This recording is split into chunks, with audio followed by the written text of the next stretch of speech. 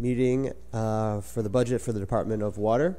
We'll just introduce my colleagues, Councilor Thompson, Council President Hudson. I'm Councilor Green. Councilor Bay just stepped out, but he's here. Councilor Rudd and Councilor Allen. So why don't you introduce yourselves, and then you can give us a brief overview.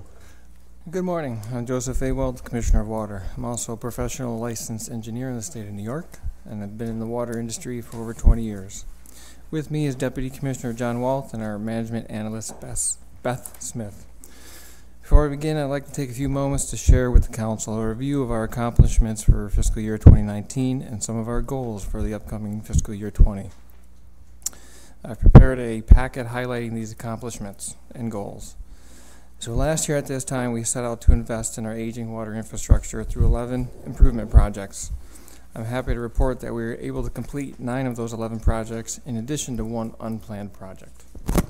I won't go into a lot of detail on each of these projects, but to give you a brief overview of what they include, it included the Zebra Mussel Control Chlorination System Replacement Project, which won an American Public Works Association Project of the Year award. The Teal Ave water main replacement in conjunction with the DOT I-690 project. Beach Street pump station replacement. The chemical bulk storage tanks at our Woodland and Westcott reservoirs. Those were replaced. The Skinny Atlas Lake Dam bar screen replacement and improvements were done.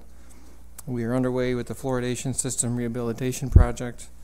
We've made a interconnection with our conduits at the Simmons Gatehouse, so we were better able to control the flow coming into the city. We replaced the water main on Hudson Drive, which has historically had a lot of breaks to that water main. The unplanned project was Roney Lane water main replacement, which we made in conjunction with the Onondaga County Green Infrastructure Project. We were able to get in there, and their contractor provided the labor to install the new water main. We just provided the materials. And part of our lead service replacement program grant, we did phase 1 of 2. Now, these improvement projects would not have been possible if we did not successfully secure over $2.7 million in New York State grant funding. In addition to those improvement projects, our department has made numerous system improvements, which include 84 hydrant replacements, 137 broken valve replacements, 37 valve repairs, and we repaired 360 water main breaks or leaks. So in the upcoming fiscal year of 20, we are beginning our next wave of improvement projects, which include the demolition, design, and construction of the roof system for the center water storage tank at the Morningside Reservoir.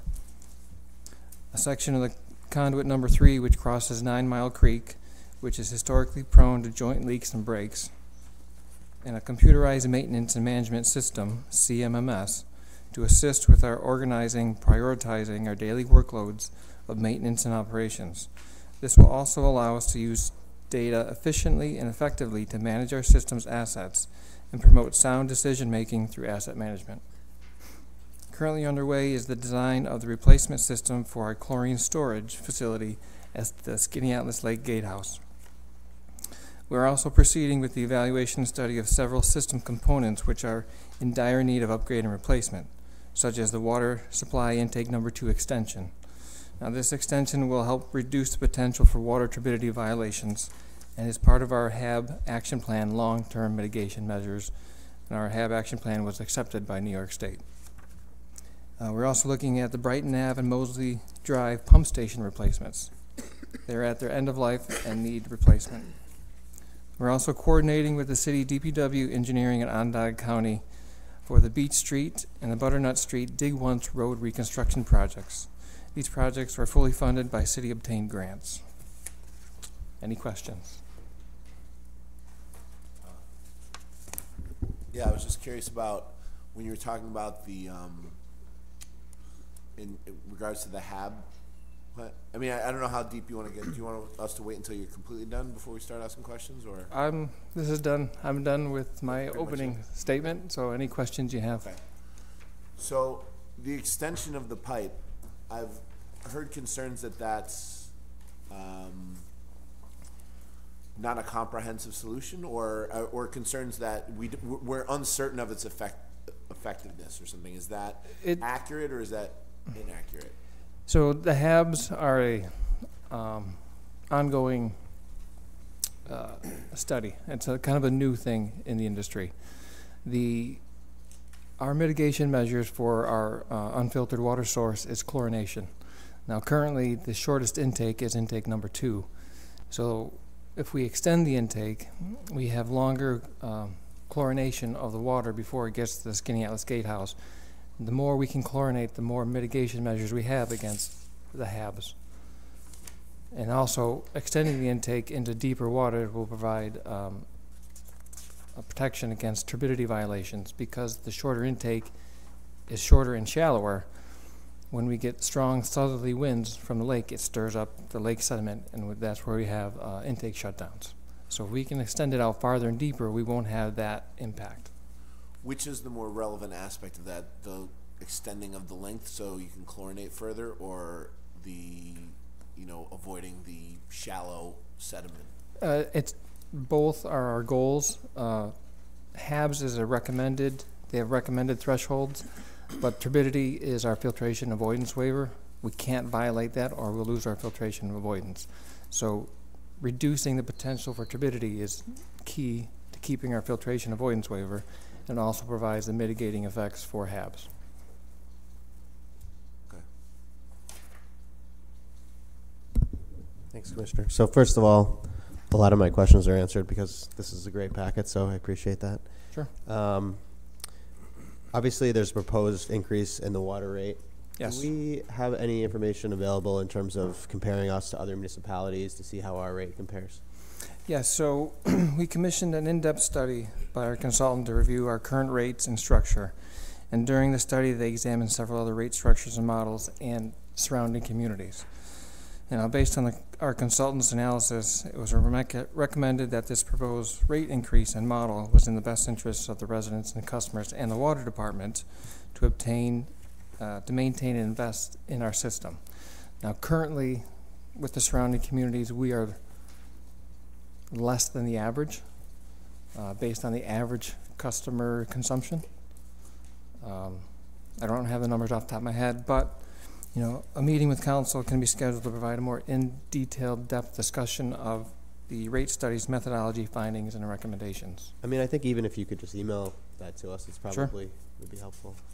The other question I had, myself and President Hudson are on the RP committee for CMMS, but for the benefit of the other counselors, can you walk through a little bit of what the tangible benefits in terms of monetary savings would result from that?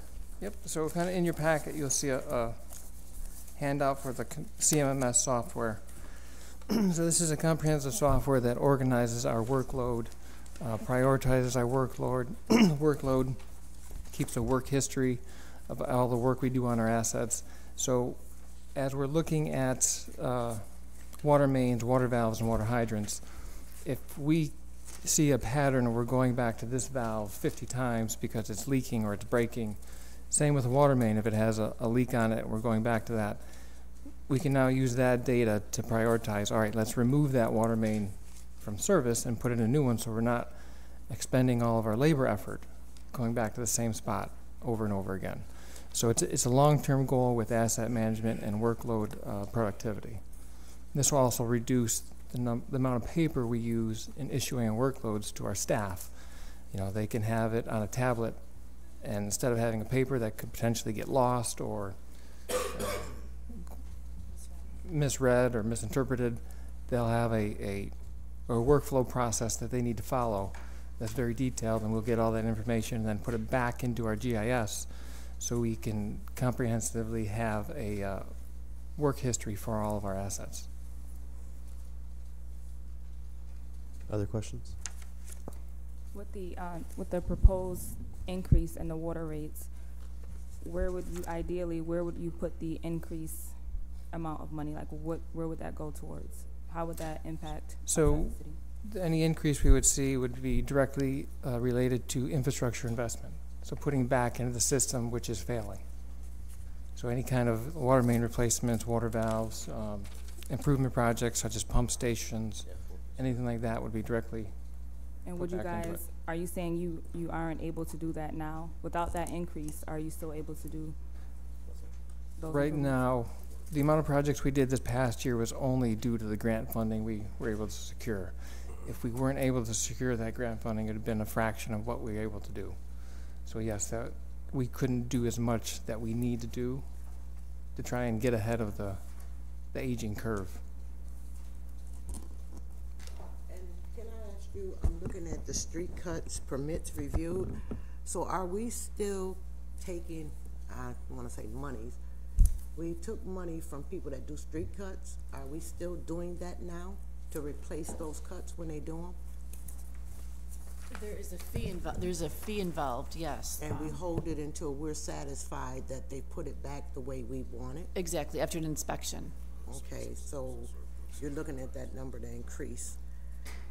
And then I want to ask you, I'm looking at this, it says, what is on page 245, common council actions requested? What does that mean? Sure.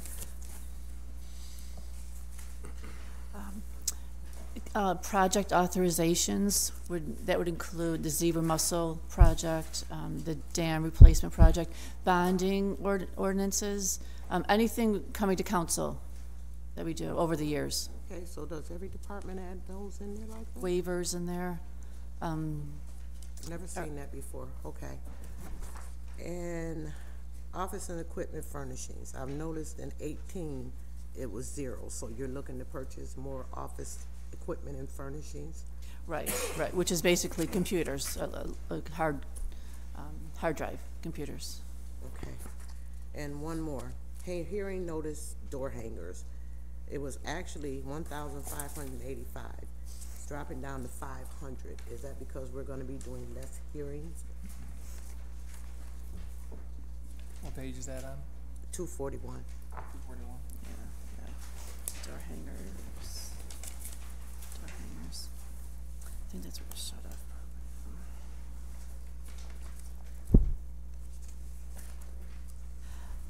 I'd have to get back to you on that. I believe it's because of the shut-off program that's not being really enforced. The rental shut off? Yeah. Okay, so that's less notices. Right. Okay.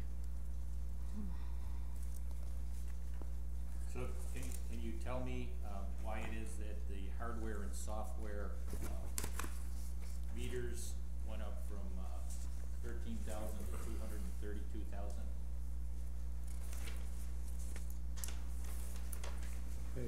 Sorry, what page? What page is that on? 357.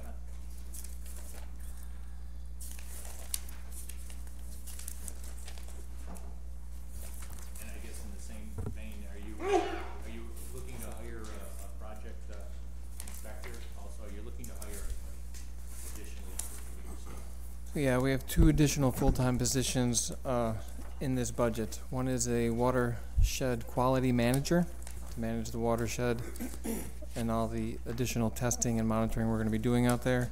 And the other is a business operations analyst, which will be directly tied to the CMMS program. So that person will oversee and monitor that program. Okay. So 13,000 to 320, 232,000. I'm sorry, what page was that again? 357. 357.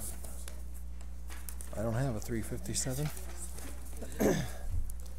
So was it under the plant or the? It's under the plan, Here you go. Okay. 541,500. Oh. Okay. Thank you so much, Catherine. That was to, Oh, so part of this, that 13,000 to 232,000 is what you're referring to, is part of the CMMS program. We're going to need some additional hardware, such as tablets, hard drives, server, to do that work. So it's as it states, hardware, software for that project. Correct. And that hardware and software is going to be relevant for how long? We're looking at, getting some equipment that you can build upon, so it's not a 5-year and done life cycle. It's 5 years, then you look at upgrading or boosting the amount of storage you have. So hopefully the life cycle of that will be 10, 15, 20 years. Depending on technology and the way things advance, you might have to upgrade as software advances. And is any of this covered with a grant? At this time, we're looking at possibly the DASNY grant. We haven't got final confirmation on that yet, though. What did you ask for Disney? That's with the Magdarelli money with the, How much did you ask for, do you remember? I think it was 150,000. And we're talking, and I asked the question too, because we already have a bunch of tablets out here in codes in the different departments. And I've asked previously, how are we gonna make those talk to each other? Because we can't just keep buying Right. equipment if it's not talking to each other. Yeah, so part of our consultant's task, I don't think they really use them. so part of our consultant's task when this project gets awarded to the two consultants we're looking at is to provide a recommendation of the hardware we need so we get the right stuff and not just get something that's cheap and we can't use. I'd thank you for starting with your accomplishments and goals for the year. I think that helps. I would also say that having been in the job for more than a year, you seem like very much like you've become comfortable and are like prepared and sharing all this information. So like this packet, I would ask that, so could you make a comment on the YouTube video of this and insert the file of the presentation so that people can see it? Sure. Then, Not sure how to do that, but we will figure it out. I'm pretty sure it's like uploading a picture almost comment, but you could just do it as a presentation. Then, do you have a map of service provision? Because when I was watching some of the stuff last year, there are water meters that are beyond the city of Syracuse, right? That, Yes, is there a map of the provision where we serve? I was looking at the website and I don't see one. So I don't know if there's a detailed map, but here we have a map of the conduit supply from the lake to the city, and we have customers all along the conduits. Part of our customers, we have a master meter for the village of Jordan Elbridge, and then village of Skinny Atlas takes water from us. But we also have some outlying areas around the city, such as DeWitt, Nedrow, and all that. So do you have a sense of the percentage of meters that are beyond the city in the water department, or that are paying water bills? I don't have the number off the top of my head, but it's relatively low. At this point, I'm going to take the assumption of like 10% or less. Okay. It's basically based on hydraulics, that the other systems can't provide enough pressure to those outlying areas. So we're able to provide that because our pressure is higher. So will all of those customers have the rate increase as well? Yeah, so that's across the board, residential and then suburban customers as well. Okay. And then is there a summary page? I know you have the budget and the staffing and dollars broken out by divisions, but is there a page that just shows all of the dollars, head count for the entirety of the water fund? I believe page 25 might be what you're referring to.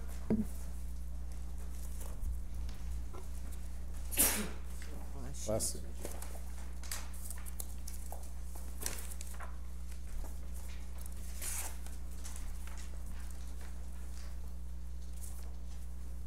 The 23.5 million last year going to 24.2 million this year. Right. That's like the big Right. picture. Okay. Thank you. And on page 241, you have the number of meters read. And it's exactly the same number for the current year and the previous year, but then it changes this year. So there's 520 new water meters in the new year. Why is that, given that it stayed constant before? I just kind of, whenever something doesn't change and then changes, I wonder. And there has been some development where we've installed new services and new meters. So that could be potential It increase. just seems weird that there were no meters added for a year and then there were. I'm glad it moved up. It seems like Right. development should happen, but something about the numbers seems strange. My last question, I think, is for Mary Vossler. So does the water rate increase count in the calculation of the 2% tax cap? Can you come to the microphone, please? User fees are not included under the cap. Okay. Thank you. That's all I have. I just have one question. Page 258, and this is in the, I believe it's the 415 line. Make sure I'm seeing that right. So between 18, 19, there's $176,000 surplus roughly. And so, well, at least on the numbers here. Is that still remaining, or has any of that been used? We're utilizing that in our professional services because we don't have the staff to design in-house. So all of these projects, we need to go outsource to our consultant. So that's all that's being utilized every year. No, I understand. It's 846 is the actual, which I'm assuming that implies that's what was actually used. And to date, it appears that 176,000 hasn't been used. And so you're saying that by June 30th, you expect to use the remaining 176? Yes.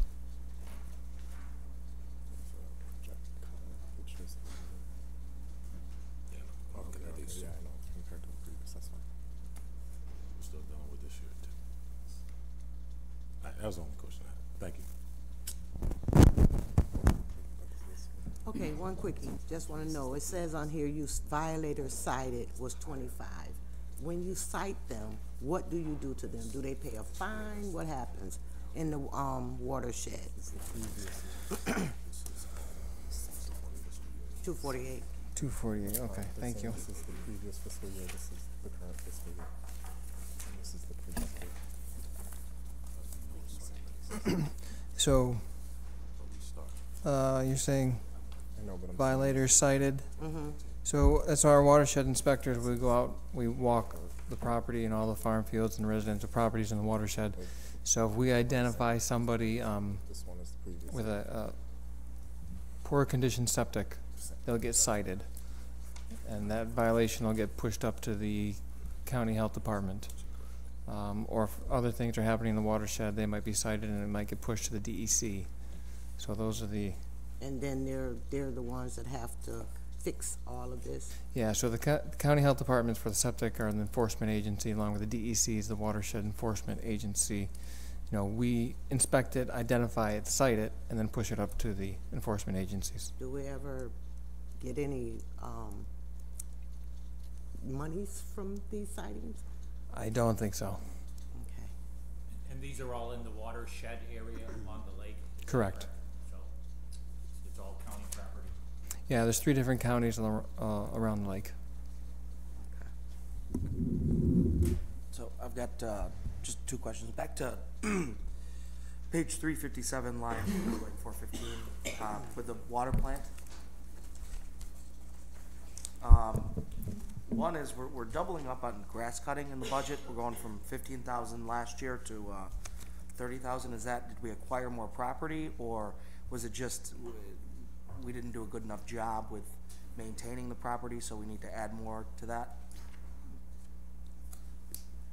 The price from the contractor has gone up significantly. Okay. Yeah. That's an outsourced service. Yeah, that's just, did we put out an RFP for it, and that's, they came back and said if we're gonna do it, this is what we gotta get paid? Yes, it's a citywide bid. Okay, and then my other question is, we're adding 53,000 in an insurance. What is that for specifically? Because I know it says that we didn't need, I assume it's some policy that we had to get, are we doing was it part of a project that we need some sort of general liability, or? Actually, it's to purchase a policy for coverage for Morningside Reservoir. Okay. So we'll have an insurance policy. With the demo and everything? Right. Okay, all right.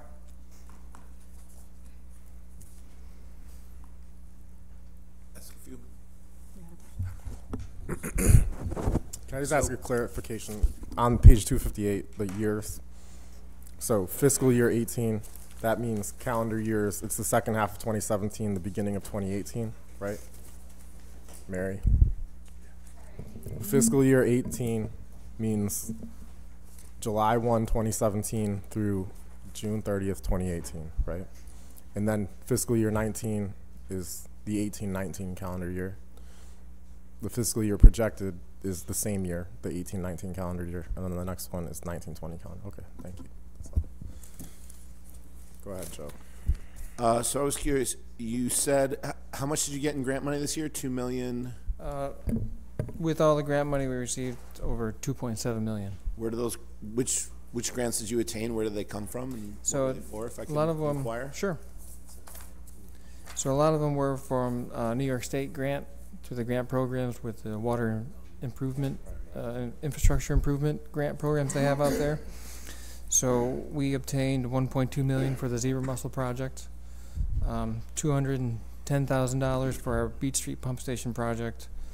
For our fluoride rehab project, we obtained $648,000, and with the lead service grant program, we obtained $698,000. So with that, and also partnership with the DOT, we actually had a net grants and collaboration of $3.2 million because a lot of the Teal Ave water main was fronted by the DOT as part of their project.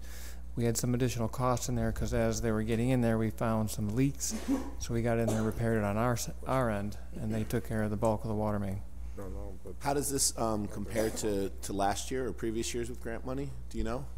Previous year's grant money, I think we received $900,000 for the conduit number 3 pipe bridge project, which completed in the beginning of, it was all said and done, closed out at the beginning of 2018. And prior to that has been little to none. Oh wow, so it was about 1 million last year and then very little the years before that. Correct.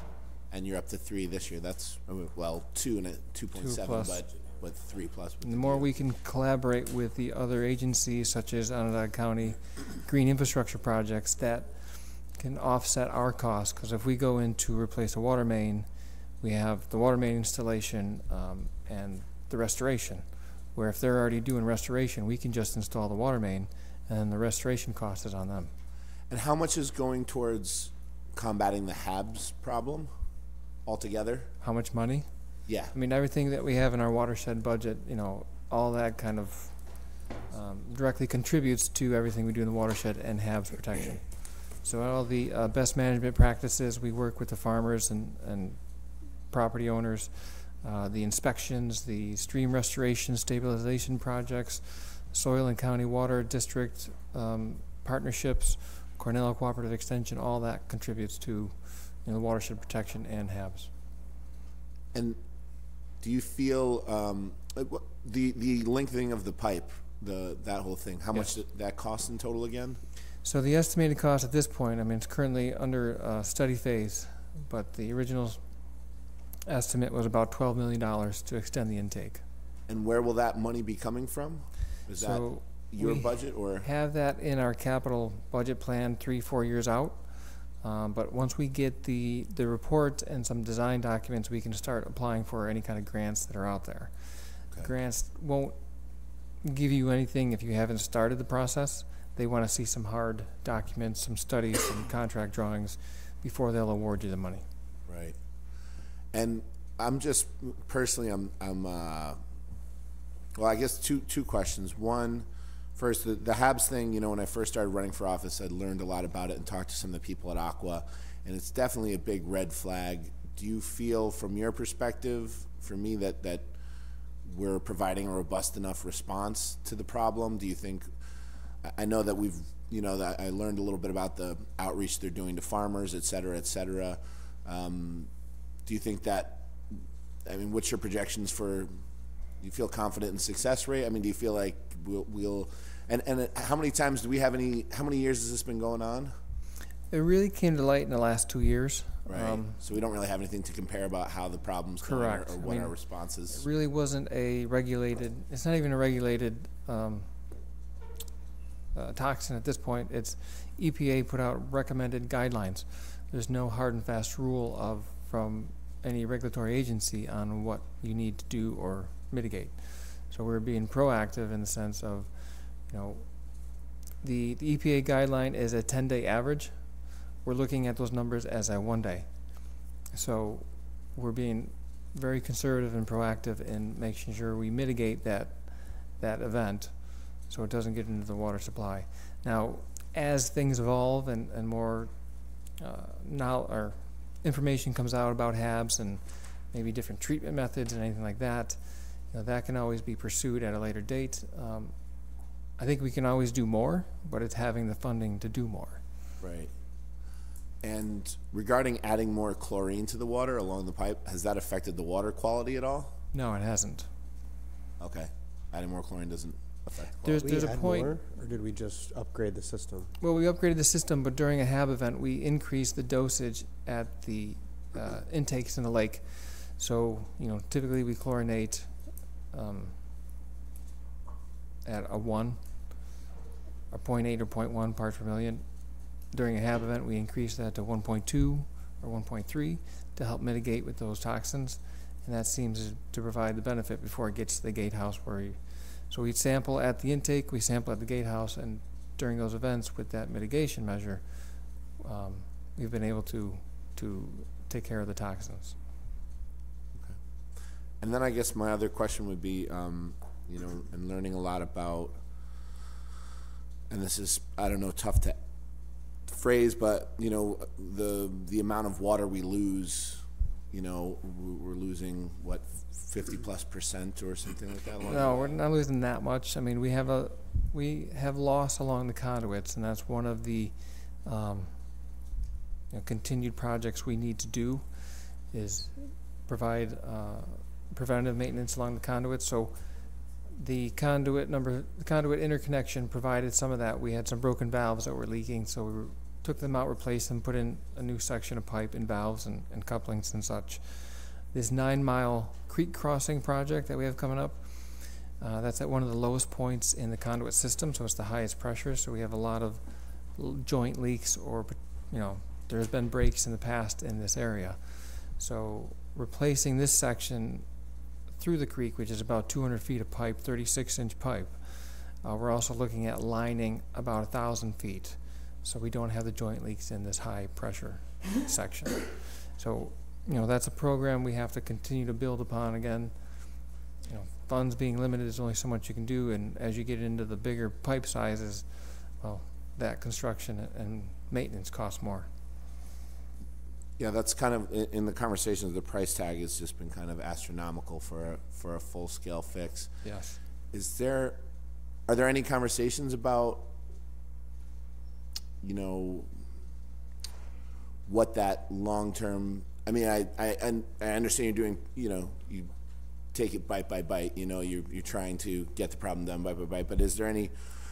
I guess my thought would be, as far as like state and federal, is there any conversation about, are we taking big enough bites to get there eventually, do you feel, or could it be more robust? Is there a conversation that could be had about, what our long-term strategy could be to make sure that we're not losing such a large amount of water, kind of? So, I mean, we're working with our state and local partners to get funding for everything that we can get. Part of the issue is you have to have, like I said, design plans and all that up front, which costs money. So you have to upfront that design to get the construction costs reimbursed through grants. So without taking on large, vast amounts of design debt before we can actually build it, you don't want to go too fast where you design something but you're not going to build it for 10 years. You might want to, stagger that and strategically plan so you can design and build within a year or two to always rotate those funds. Okay, thank you. That's it for me. So along that same vein that Councilor Driscoll was just asking about, the increase in water tax, okay, the increase in water fee will assist in your budget in fulfilling the obligations you were just speaking about and future obligations, correct? Correct. And if you didn't have that money, what would we do? Nothing. I mean, it's going to fulfill, because every year the cost of labor, the cost of materials go up. Yeah. And we're seeing the consumption, which is 95% of our revenue, go down. So we have competing, I don't know if they're interests, competing interests where costs going up, revenues going down. So you'll always be having an operational debt. And can this money also be used for, you said that for us to receive the grants, I understand for the design and everything else, so that we can then send it to the state to say, listen, we've got skin in the game and we're actually moving forward. Can it be used toward that also? Is it used toward design and such? If, depending on how Or does it have to be strictly used for infrastructure? That's my question. Can it be used somewhat? for design purposes Yes. rather than construction. Oh, and both. And but, or, yeah. I mean, depending how we structure whatever account that money goes into with any kind of restrictions, we probably could. But that's something we'd have to talk to budget office and figure out the exact. What would your comment be on that, Barry? Can that money be used as a design? If they're looking to get a grant that may save the city money, can they use that funding out of that would be coming So, in? I think we've used that, done that before, right? We've used some operating funds to do some design work ahead of a project. Okay. So we have done that before. Okay. So, Okay. yeah, we should be able to do that then. And my last question is, how many intersections, roads, or locations, roads now, not off-sites with the piping, are we in trouble with where you're going to be working on soon? Otherwise, they're coming collapsing down. I won't say collapsing down, but I mean, so you Don't say recognize that they're losing more than, it becomes more than 50%. It's time to dig, so. So what intersections are we looking at being in to do repairs? Right now, we do the repairs as the As they repairs pop are up. needed. As they pop up. As they okay. pop up. Again, slowly we're being proactive, such as Hedson. That was a problematic street. We had 6 or 8 water mains in a matter of 2 months, or water main breaks in 2 months on that street. So we slated that one to get repaired because there's just nothing left of it. We have a couple more streets that we have identified like that. Roney Lane was part of a project with the county. We were able to get in and get new infrastructure in, so it's kind of let's get it done before it becomes a problem. But there's a couple other streets that we're looking at to get done this year if we have the funding and materials and time to do it. No big stretches, maybe a couple streets or 1 or 2 blocks on the street that we're looking at. Okay, thank you. How often do you coordinate with DPW as far as, well, when they do their street repairs? I notice sometimes when, like on Salina Street, I think they had just like repaved it, and then it was a water break, and then you guys came in. I think it happened again on State and Kennedy as well. So we have a brand new street, and then there's a water break. Then you guys come in, and you guys don't necessarily do a really great job with the patchwork. So is there, like, why don't you guys coordinate with them so they can do the patchwork, since that's what they do? So part of our, I think, initiative this year is we're going to be looking at potentially a restoration division, which is a combination of the water and DPW department. Because we're finding that if we can put 2 crews teams together, you could have one crew go out and prep all the cuts, and then the crew come back in behind you systematically and be filling them. So you're not getting one crew doing just water cuts, then having to leave, and then there's sewer cuts left on the street. So you want to get in and get out all at once. We're going to try and replace, we've been coordinating with DPW, having at least quarterly meetings, especially in the spring, like what streets do you have coming up that you need to mill and pave or road recon? What do we have in there, and do we have historically had problems? And before they go in and do their work, if we haven't seen a lot of problems on that street, we will go in and do some leak detection to see if there is anything. And if there is anything, we'll fix it. Now, I can't guarantee that once they're done working, something's not going to break. Right. But we do try and be proactive on it. Get a little to add to that. Okay. We do meet every week for a recon meeting at DPW. We have representatives over there.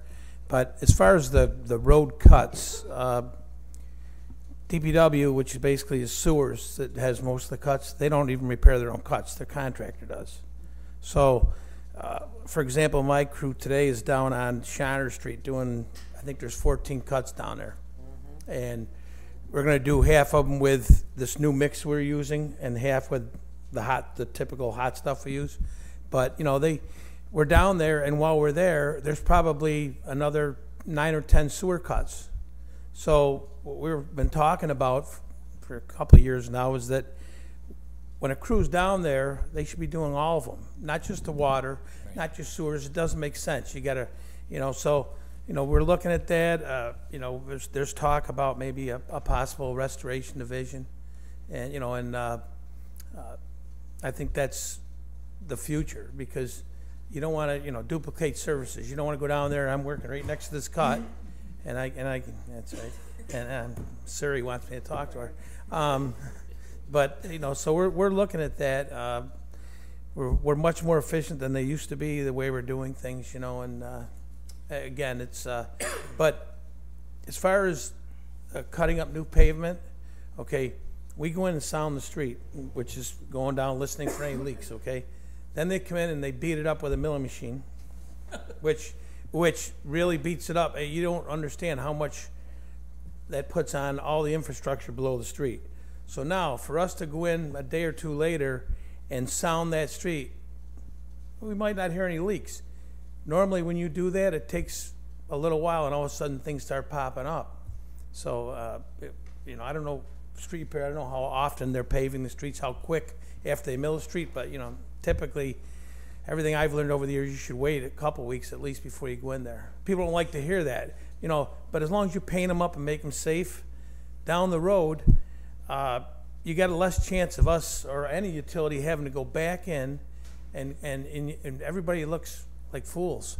But we sound the street. We sound every street. We go at nighttime, we listen for leaks, and there's no leaks. Okay, you're good to go. And they come in and pave, and even the rollers, you know, that heavy rollers, and then all of a sudden, bang, and everyone, look at those fools. They, you know, that's what happens. And if we had the money to go, you know, in an ideal world, any street that gets paved before they pave it should have all new sewers, all new water lines, all, you know, everything, gas mains. Oh, that would be lovely, but that's, you know, it's not a reality. Constraint. So, let me ask two quick questions.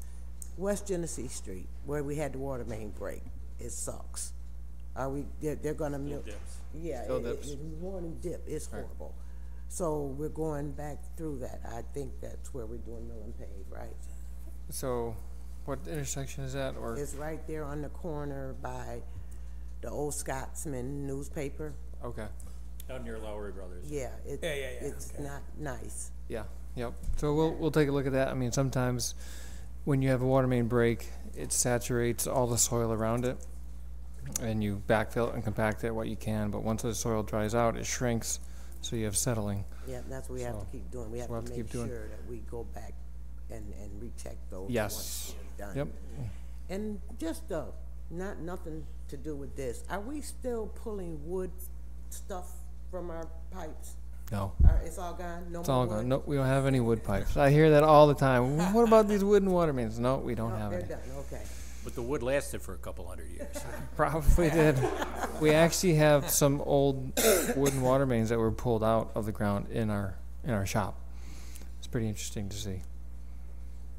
Councilor Rudd asked me to ask this question, which was, I know there's certain aspects that the water fund reimburses the general fund for, like, administrative types. Is that reflected in here anywhere? Do you know? So in the budget is the $2.3 million transfer to the general fund. Okay. Any other questions? Nope. Okay. All right. Thank you very much. Thank you. Thank you.